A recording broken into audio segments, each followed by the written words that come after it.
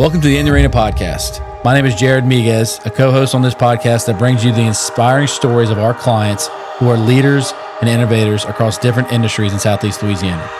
They are visionary entrepreneurs, savvy real estate professionals, media creators, military business owners, and community champions. And we are going to showcase the remarkable achievements and share their personal stories. Tune in for insightful conversations, valuable lessons, and motivational stories that are going to reveal their secrets to success and offer you insights to help you on your own path. Welcome to In the Arena podcast. Welcome to the show, Robin Marquez with E.C.O Builders. Thank you for having me. Lauren. We have a Slide in here, y'all. Lauren has been excited about this episode for a long time for that reason, and because she spends a lot of time with you. Yes, in the community. I love Lauren. Respect and love her and her efforts so much. When she describes somebody as giving back to the community, I really know that means you do, because she spends so much time. When you're calibrating yourself against Lauren Navarre. Yes, she does. Birds of a feather. Yes, y'all are doing some big things, is what that means to me. So we're going to talk about a lot of things today. You have a professional life. You do a lot of great things with the business that you represent, but also all the stuff you do in the community is something that we want to talk about too. And we might have a little announcement maybe towards the end, only because this is not going live until after the official one. But I'm glad to say we can announce it today and talk about it a little bit here. So let's kind of start with just about you in general. So are you born and raised like Lauren was from Slidell? Kind of. No. Close. No. Well, no. Actually, born and raised in Mandeville. Oh, okay. I am a Westie, I guess you could say. West side of the parish. It's painful. I know. I am a Fountain Blue, the first graduating class of Fountain Blue High School. So class of 98, the first 4-year class. So I'm a Bulldog. You are also a Bulldog. Yeah.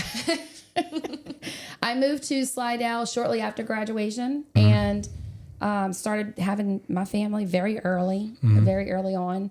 That's a common thread in Slidell. Yeah. Very family oriented. She has handsome adult sons. I do. 26 and 28. Both went to college, graduated. One actually works with me now. Nice. And was just promoted to foreman maybe 3 months ago. So working like a man. That's good. Oh, yeah. Yeah. The other works for GIS, which is, what's the acronym of the... Global Information Systems? No. That's what we look at for real Grandal estate. Shipyard. It's Grandal Shipyard. Gotcha. Yeah, Very cool. over in Lafitte. Very cool. Does he ever Making more money than his Does he ever call mama. it jizz? Because we do when we're looking at the assessor's maps. Did you look at the jizz map? Oh, my It's kind of a running joke at the office. Yes. So you can give him that at Everybody Thanksgiving. says, You're welcome. come again? We're like, yeah. Yeah, Exactly what we Jizz said. map. Anyway. On that note. Yeah. So you're for your day job, you work for a contracting company in Slidell. And you've been doing it for... Almost 25 years. 25 years. And Yes. the company's been around for 50. So you've been there for about half the company's existence. I've been there more than half my life. Yeah. Wow. Started when I was 20. So, we talk often about the businesses that make up our community and the foundation in which they are a part of, like of our community as a whole. And we get sad or frustrated, whatever feeling we want to have in the moment, about businesses that don't create the ability to grow and last through generations. And the fact that they just disappear because there's no business values and systems and things in which they operate. But clearly the company that you're working for has been able to sustain generationally.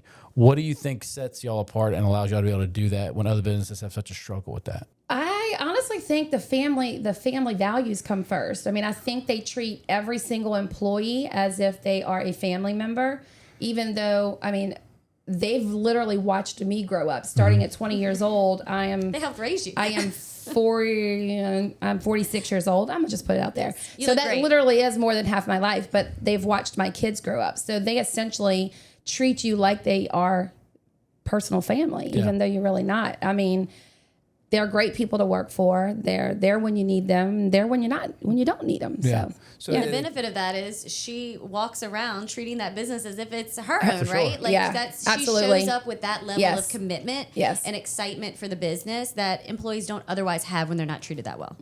Yeah, but so part of the mentality, and I know that you're not an owner, but you've been a long-term employee.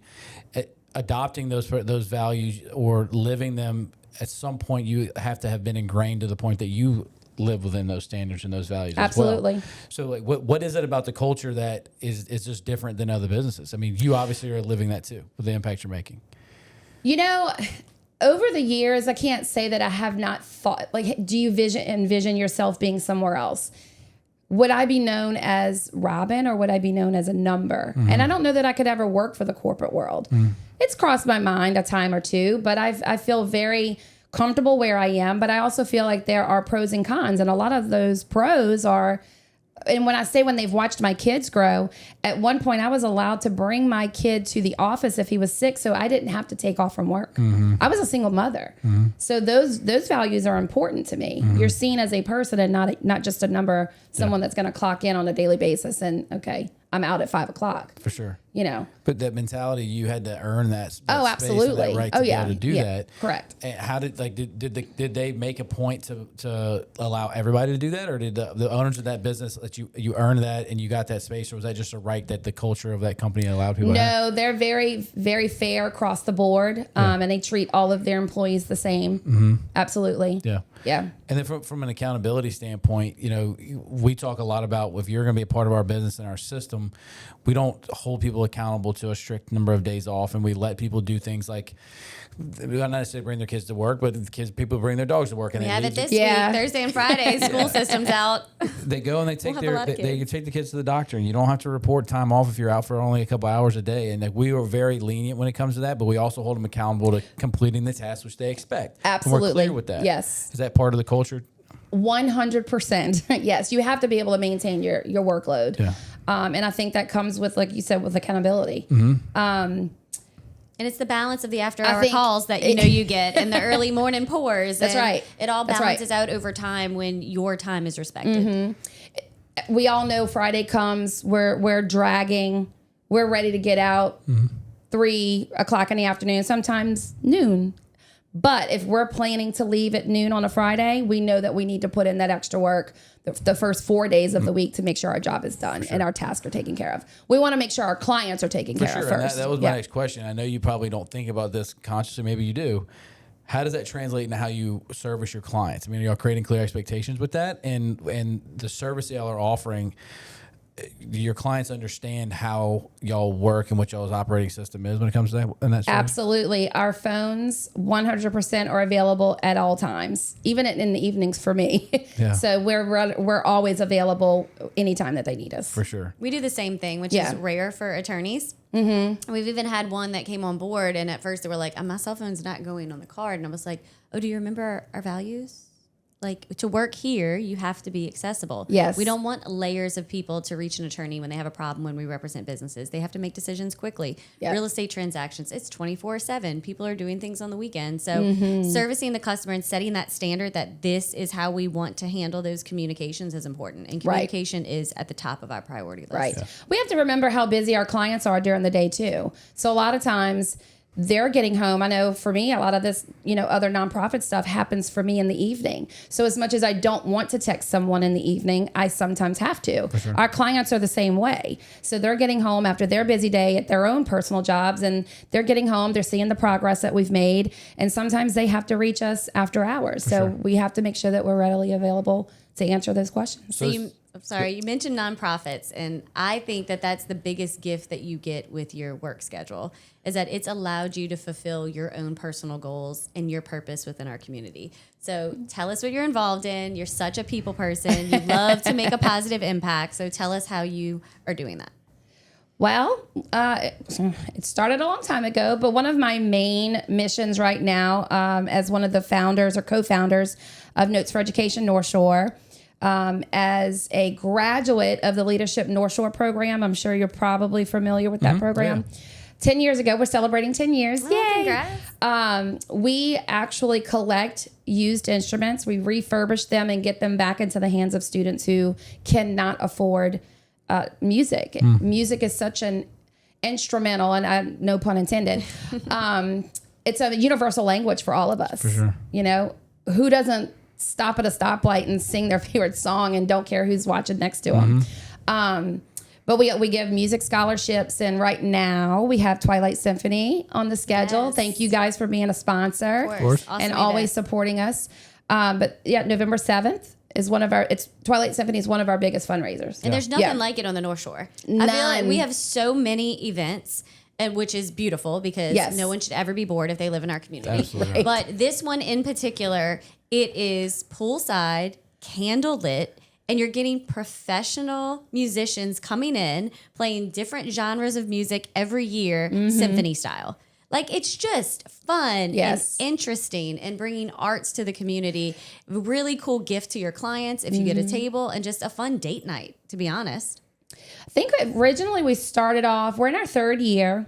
Originally we started off with 1,500 candles, and I think we're up to 2,500 now. gosh. And that is time consuming. We put a lot of work into this event, but it's an ambiance that you don't get anywhere else. Like Lauren said, there's nothing like it on the North Shore. So we're very proud to be able to bring that to St. Tammany Parish. How many people are going to be at the event? So it is limited seating because of the size of the venue. So we expect about 150 to 200 people. Wow. Okay. 50, but if you took about 1,000 candles out, you might be able to split another 50, 60 people. Yeah, this is true. It would ruin the vibe, Jared. It would ruin the vibe. All right. Just throwing We that out love there. it. It's nice. Yes. And we get a 8 top, 10 top. Yes, you get an 8 top. Yep. 8 top. Very cool. Can't wait. And so that you founded that nonprofit yourself? So it was a collaborative effort between me and 5 other people. Nice. So part Yeah. of 4 other Leadership people. North Shore, Yeah. part of that project is founding an effort that's going to give back to the community. And so that was a nonprofit that they created with their graduating class. Very Well, we cool. went through the group. program, and you kind of gravitate to what your passion is, right? So I knew as a single mother, kids were my passion. When I first started volunteering, I started volunteering with my kids' little league at SYFA, Slidell Youth Football Association.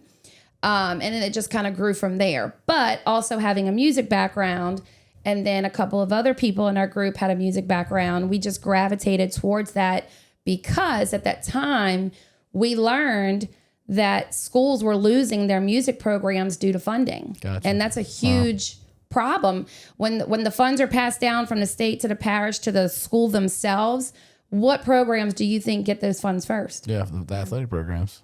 The sports. Yeah. Not Yeah. the arts. Yeah. So music, I mean, and not only is it a universal language, but it's proven, and you can watch back at any statistical video, kids academically perform better. Their brains work better when they learn music. As And she opposed happens to whenever be they're beating dating a their heads against musician. Each other playing football. Yeah, this is true. Yeah, don't damage your head instead. I mean, let's talk about the concussions that we have to deal with now, but For sure. and I'm a football mom. Yeah. So you Yeah, get how many Through and years through. did you spend on the board for SYFA? 13 years. 13 years. Yeah. Long after your boys were done playing, huh? Long after, yes. Yeah. So I mean, what else are you doing in the community? I heard y'all were talking about potential chamber conversations and Slidell government found. It's like, are you doing anything else in the community? There's a lot. Habitat for Humanity. I've been a avid volunteer and supporter of St. Tammany Habitat for Humanity. She runs our team. 17 we're Ritzy? years. We're the Ritzy Rosies. Ritzy Rosies. Yes. Gotta Best have her Bill glam. Team leader. Lauren's actually on my team for that. So we have a good time. We always have We do. lots of laughs Yeah. while we're building. And Yeah. lots of music, lots of Oh. jigging, lots of See? dancing. Music. That's right. Universal There you go. language. There you Always go. circles back there. Always circles right back, right? But yeah, so Habitat's one of my go-to nonprofits. And again, it coincides with the construction world. For sure. Right? Yeah. Kentrell calls me anytime she needs advice on project management or, hey, and I think we kind of lean on each other at times.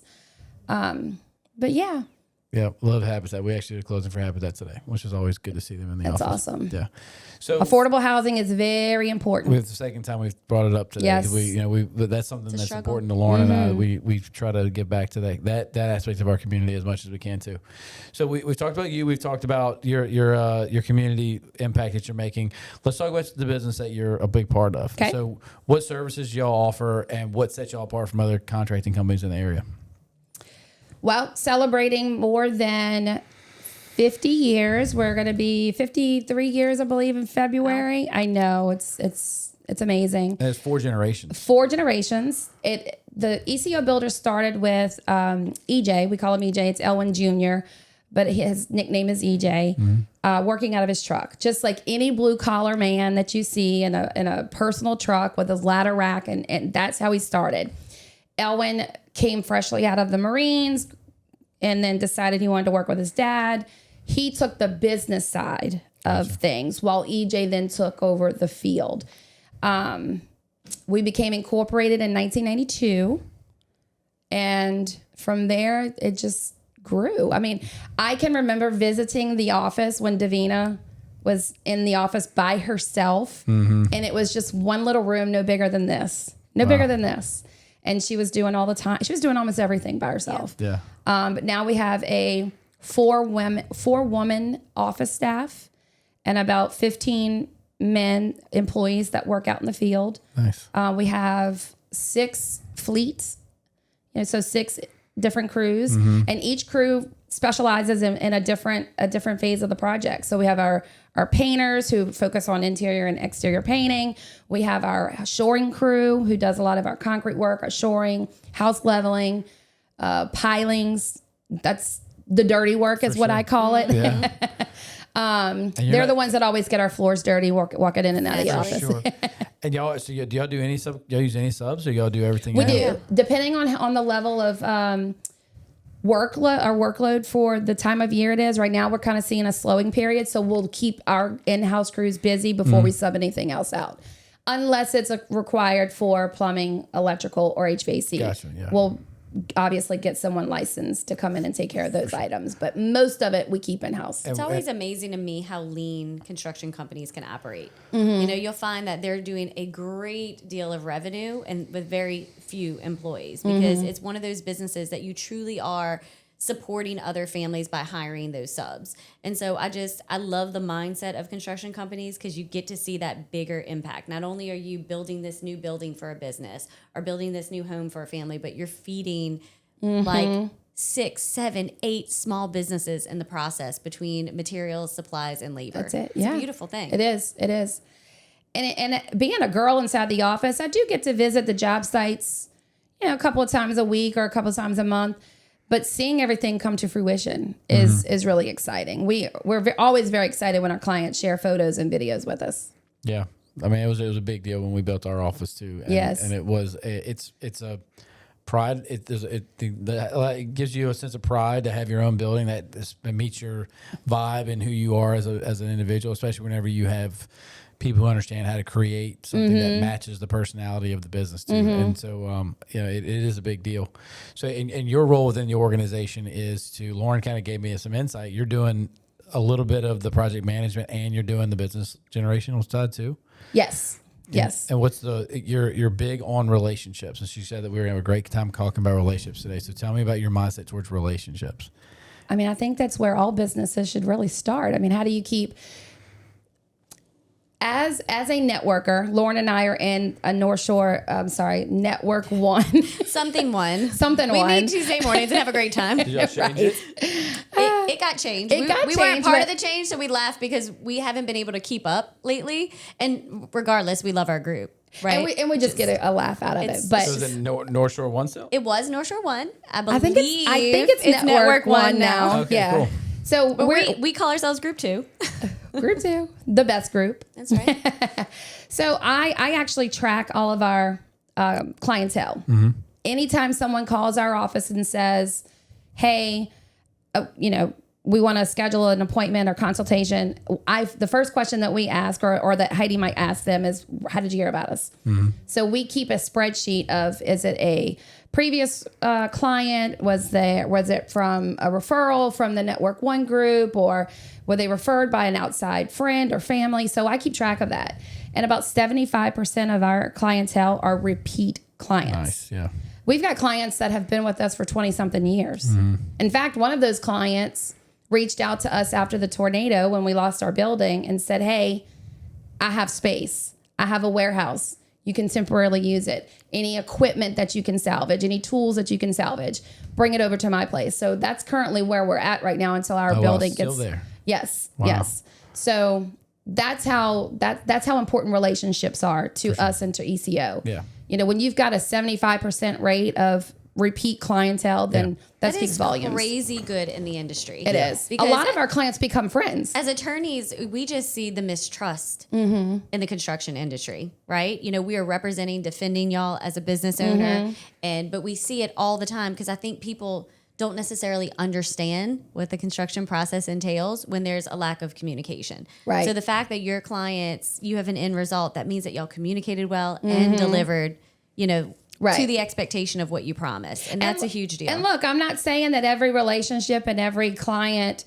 is 100% smooth sailing. Sometimes we can, you know, disagree on certain topics or whatever, but it always ends with a positive outcome. For sure. And that's the important. Because you're dedicated to that satisfaction. That's right. Well, you know, the people, I've heard this, I don't know where I heard it from, but the easiest business to get is what you already have.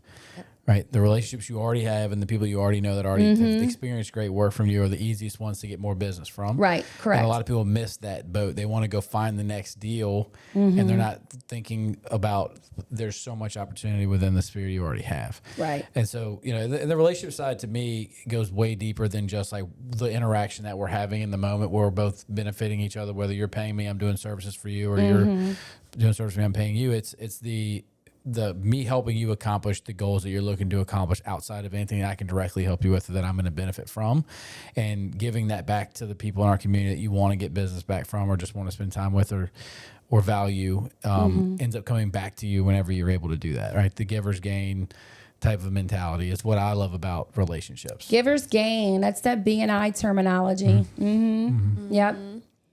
Jared lives in that realm on Thursday mornings. I am a part of BNI, but I read the book before I even was a part of BNI, and I operated that way. It was something that I just grew up with doing. My parents instilled that, my grandmother instilled that in me, and so it's just something I've always done, and I gravitate towards the groups of people that want to give back to each other. It's a reciprocal relationship, right? A level of respect between the parties that allows you to can both grow and not it just be one-sided where it's a give all the time. And you know, sometimes you just have to trust that what you're doing in the community is going to eventually benefit and have a purpose for some reason eventually.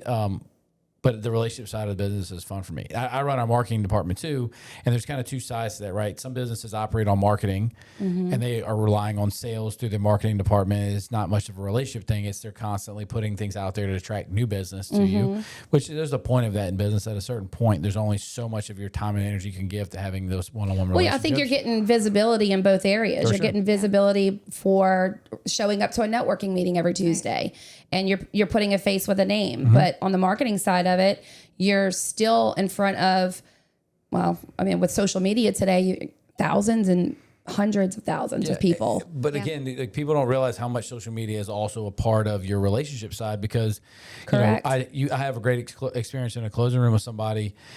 I may do 1,000 closings in a year, but that's their one closing of the year, and they're going to remember that moment. And if I'm doing it, if I'm intentionally following up with them through email campaigns and through social media campaigns, and they're still seeing me, they're remembering me, and hopefully I'm not just putting out things that aren't valuable, the things that they want to see that helps them. They will continue that relationship can be solidified or at least maintained through that constant marketing touch that is you being genuine in the way you're presenting yourself in all those aspects, right? I mean, we try to say there's not an ad that you'll look and see us wearing a suit in front of a bunch of books and you won't On get that purpose. experience when you walk in the office, right? Like, we're going to be who we are all the time, and hopefully it reminds you of that experience you had with us, even if we don't get the chance to see you all the time. And the right people will be drawn to it. Yeah.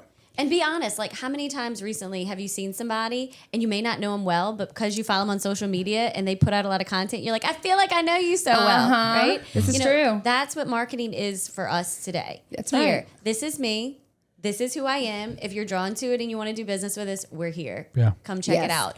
But it allows that to happen while you can go and be involved in community events or be at your office focusing on your current clients. So it truly is a win-win when people use it correctly. And the relationship side of it, you mentioned something about how there's a reciprocal relationship with the Habitat for Humanity and what you're doing. Y'all can benefit each other and help each other out in certain ways, right? If you know who your ideal client is and you know the other types of businesses in your community that are also in front of those people, you help yourself market and help yourself establish new relationships through other avenues within the community that are also attracting to and talking to those people. Right. You know, You're like- building a referral system too. For sure. Yeah. 100%. And it, to me and you and to us, it's not a crazy idea. Mm-hmm. It's to some people, they look at it as in a lot of energy and effort, and they don't understand the correlation to the results. Mm-hmm. But at the end of the day, when we look at our marketing budget and the relationships that we're trying to build, it's all, I'm not going to say like, was me buying that water bottle and put my logo on it, is that generating ROI? Right. No, but that goes into the whole scope and the bucket and perspective of our marketing as a whole. And if we accomplish the goal that we set out and we lived within the marketing budget and the system and the strategy that we've created, and it works, then the whole marketing budget worked. You're not going to be able to pick one item out of that really drove it. You building client relationships and taking care of your clients also, I mean, word of mouth referrals cost you nothing. Nothing. So making sure that your client's taken care of, making sure that they're happy with the end results, standing behind your work is another, very. It costs you nothing. And of course, we all know the social media world. What's the first thing when something bad happens? What's the first thing people do? Yep. So who doesn't, I don't want that under my belt. 100%. I'm sure you don't want that under your belt. So you want to make sure that you're able to get good testimonials and good referrals from the people that you're taking care of. Which is why you have to have good people on your team. Absolutely. The ones that are all client facing and the ones that are Yeah. the crews that are going to do the dirty work. Because yeah. at the end of the day, they may not see the interaction with the client. You generate a new deal, a new lead, new closing, new project, and you're the one who's doing the client facing part. They're just going and maybe losing sight of the bigger picture and doing their job. And if they cut a corner, you have to answer for that, and it makes it harder for you to land the next deal. And so our employees understand that. We're always preaching to our staff that you are part of the sales team. That's it. That's Because it. if you do your job well and they have a good experience, then that's how we get more work. And to piggyback on that, we actually hold bi-monthly meetings with all of our employees. That's our foremen and our helpers, and we do monthly meetings with our supervisors. Wow. So it's always a constant refresher. You know, and of course, it gives us the opportunity to talk one-on-one with them. Okay, what's going on with your job? How's the communication going on with the client? So we are talking blue collar guys. Some can do it, some can't. So we have to be able to coach them. Yeah. Now, with that being said, all of our foremen have been with us before Katrina. Oh, wow. So They get it. they get it. Yeah. Yeah. That's great. That's great. I know a lot of companies can't say that. They cannot. No. It's Yeah. such a testament to good business. It is. Both your, returning client rate and then just your employee retention. It's beautiful. It's good to have those conversations with those guys too, and those people that are doing that, because like we were reading a book called Marine Maxims, and they talk about how the compliance and the customer service side, he has a little bit different perspective on it because he's a military guy. But when we're trying to create a relationship and provide good customer service, and they're trying to do their job, sometimes those things don't always jive together because we're trying to make sure like there's just different perspectives on the job and life in general, because those people, you have different personalities. But whenever you have healthy tension and you're giving and taking a little bit, it brings out good conversation and allows it allows you to have do good work, but also make sure your clients are satisfied, so you have that checks and balances. It's truly the best interest of the client to get good work done correctly within the time frame that you promise to get that satisfaction. Yeah, the book talks about how it's like when you take a net and you pull it tight, the holes close Stretch. up because they stretch and they become tighter and closer together because of the fact that you've got that good tension. And so that's what when we have those conversations too with our team every week, where we're talking about, what are the issues that we're running to, and sometimes it is tension between, are we trying to make the client happy and over communicate, but does that also prevent us from being able to do a good job on the other side? Right. So we've got to be able to have a give and take and have a good conversation about that. So Right. like having those types of regular meetings often is a good thing for the organization to continue to grow. And the beauty behind those conversations at the end of the day is you always need an agreed upon standard, because then you can set the expectation with the client. Because a lot of times if they're unhappy, it's because you failed to set an expectation. Right, So right. they created one in their own head, right? But if you set that clearly based on agreed upon standard, you have a much higher chance that they're going to be satisfied in the end. Right. Yeah. Yeah. And even within your organization, like sometimes it sounds great to say, I want to live up to a high standard as an organization, but over time, when you're in the grind every day, sometimes it's hard to live up to that standard all the time. Yeah. And so whenever you internally, sometimes you just got on autopilot. Yeah. And when you have an agreed upon standard within the organization, and we're asking people to do more or to act differently, we can always go back to, well, does this accomplish the standard that we've met, or what you were doing before? Is that meeting our standard? If the answer is I wasn't, and this will allow me to meet the standard, well, then that's what we're going to go do. Whether it's harder or more difficult, takes more time, we're going to do it because we all agreed to. And that's a hard conversation, but being clear about your standards on the front end is important. And then what I'm learning a lot more of now is inspecting what you expect.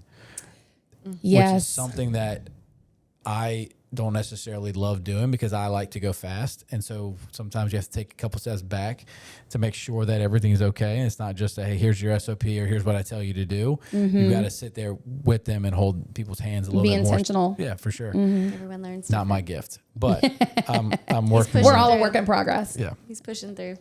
So before we get off, I think that because we're going to drop this after the official announcement, Yes. I think that we get to be some of the first people to say congratulations. Congratulations you. to our queen, Thank you so Queen much. Slidelian. So Yes. tell us, I want Lauren to give you, because you're probably Yes. you're going to humbly say more than less than what I would like. Lauren, tell us about So what this means. organization is so cool because it is an actual crew that has a Mardi Gras ball that we celebrate individuals, but there's no parade today. We don't do that anymore. And so it is simply to celebrate people that have given service to the community. So y'all know I love Mardi Gras and y'all know I like to participate in St. Patrick's Day. I feel like that's the best parade. I've been a member of Titans for forever, but for Robin to be honored just for her commitment and service to the community, it's touching and it's exciting and it's so unbelievably deserving. And What's humbling about it for someone who got voted in, when you turn in your bio, you have to remove all identity from your bio. So you're voted strictly on the service. work that you've done in the community. So it's very humbling. And it is a huge honor. Thank you. And also quite exhausting thinking about all the things that you've done, right? And putting together that resume. I mean, that's a work in progress just as it is. And the other really cool element is she gets to do it alongside Elwin. Yes, So it truly gets really? to be Totally unexpected. He's going to be the king. And again, like she said, it is names removed. So you are not certain who you're voting on. And these teams come back and it came together that it's both, the E.C.O.